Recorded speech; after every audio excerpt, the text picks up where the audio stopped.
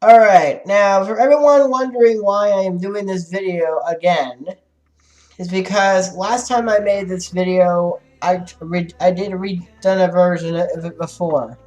Well, as it turns out, I didn't have all the facts down. Okay, this version of the belt you're looking at, this is not a WWE Championship belt. This is a NWA US Championship belt that came out the year the WWE officially seceded from the NWA. In fact, the WWE, WCW, ECW, and TNA all had that in common. They all seceded from the NWA at one point.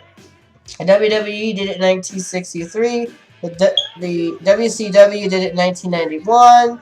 ECW did it in 1994. And of course, TNA did it in 2007 officially. And yes, that's Hulk Hogan's music you hear in the background, by the way. But the bottom line is, this belt you're looking at right here is an NWA US Championship belt. And if I remember, I hope I'm accurate in saying this is the one that Ric Flair held. I'm not sure. But this is not a World Championship by WWE. This is an NWA belt. And from what I can recall, this was, I think, on the champion who was to be champion before he seceded with the WWE over with Vince McMahon Sr. to his organization in New York. Again, I'm not 100% accurate on these things because I wasn't even born at this point in time. I was still, I don't know, in someone's mind or something. I got no clue. But hey, in about a few seconds, I'm going to show you the very first WWWF World Championship belt, and it kind of looks like the WWE Championship belt of today. It has two side plates, one big center plate, and the belt is right here. It says on it, WWWF World Champion, two side plates. I don't know what the writing says on it. I've even tried zooming in on the picture of this belt, and I can't tell you what it looks like. Now, the men who held this belt are, from what I remember, are Buddy Rogers was the first to hold it. Then there's Bruno Sammartino. He defeated Buddy Rogers. Then there was Ivan Koloff, who ended Bruno Sammartino's run as champion. Then Pedro Morales. And then from what I can remember, it was Stan the Man Stasiak who ended his run. Some people call Stasiak's run an accidental reign because it wasn't supposed to happen. What happened was the 3 count happened, but because it happened, Stasiak officially became the WWF World Champion and is officially recognized, and he kept defending it basically. And, give the guy credit. I mean, accident or not, he will go down in history as one of the WWF champions, you know? And his son, was known as Sean Stasiak. Not exactly the most level-headed guy I would know, but that's because of the silly gimmicks the WWF gave to him, poor guy, you know? But this is what the original World Wrestling Federation Championship belt looked like. And yes, there's a big center plate with the word World on it, 2 side plates, World Champion on it, big roses around it, and of course there's that crown on the top of the belt. And I gotta tell you, that belt looks really good. 2 side plates. It's the last time I did a championship with 2 side plates until the current WWF Championship or E-Championship belt. This is another championship. This belt actually has 6 side plates. Not 4. It says 6 side plates. 3 on one side, 3 on the other side. This is the blue version of the belt. There's also a red version held. Now, this belt was also held by Bruno Sammartino. It was held by superstar Billy Graham. It was also held by Bob Backlund. Now, somewhere along the way, Backlund was given the green belt, which you saw Hogan with. Well, along the way, Backlund actually lost this championship to Antonio Inoki.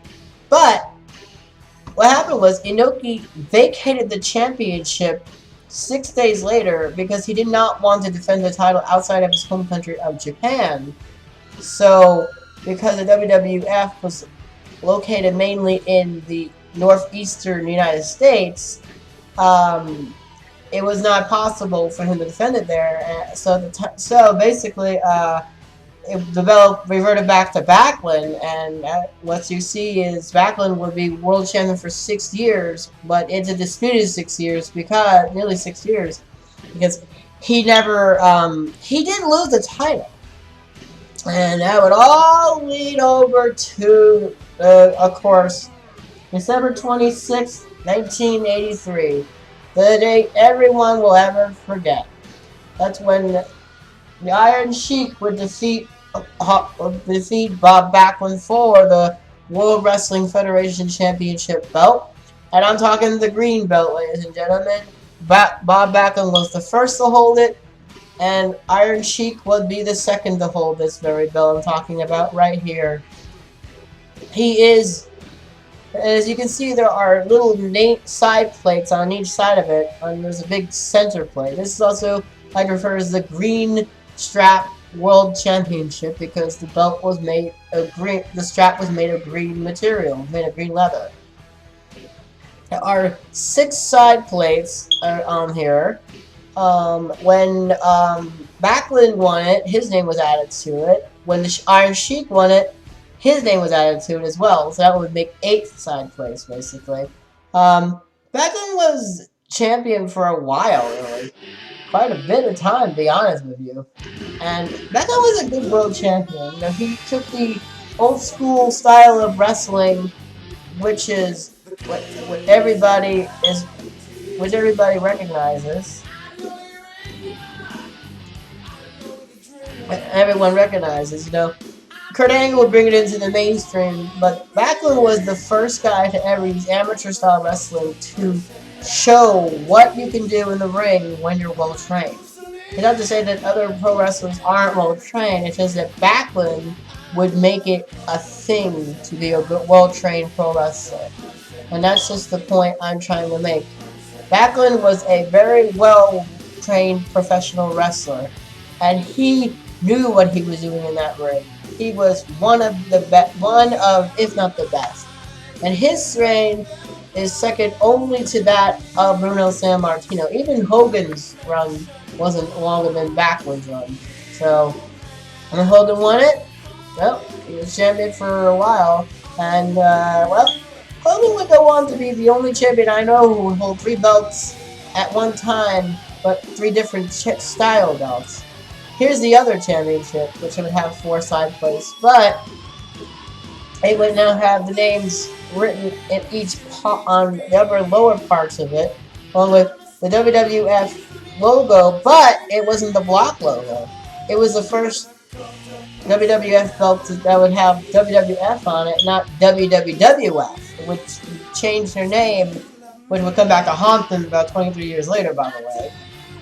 It says World Heavyweight Wrestling Champion, of course, and it has Backlund's name, it has Mark Morales, it has Grams, it has Sammartino's, it has Rogers, it has Iron Sheik's name, Backlund, I said him earlier, Stan Anastasiak, Ivan Koloff, goes on and on. It should have Antonio Inoki, but he's not recognized as one of the WWF champions, so I'll let it rest. Our line is, Hogan was the only guy to ever hold this version of the WWF Championship belt. I have no idea why. I mean, if you're going to make a championship for somebody, why is it only going to be held by one person? You know? I've never understood that. If you're going to say, hey, this is a championship we made and we want you to be our representative, but you're the only man who's going to hold this version of the belt, what sense is that then? You know? I mean, I just don't get that. But Hogan, you know, for when he was champion, he did a great job, you know. He defended against all comers, you know. He was a champion, you know. He defended his title against people like Ted DiBiase. He defended it against Ping Pong Bundy. He defended it against Mr. Wonderful Paul Orndorff, Andre the Giant, so on and so on. And that's where this belt comes in. We're going to see in about a minute. This belt right here is the first and I think only version of the WWF Championship belt to have flags of each country on it.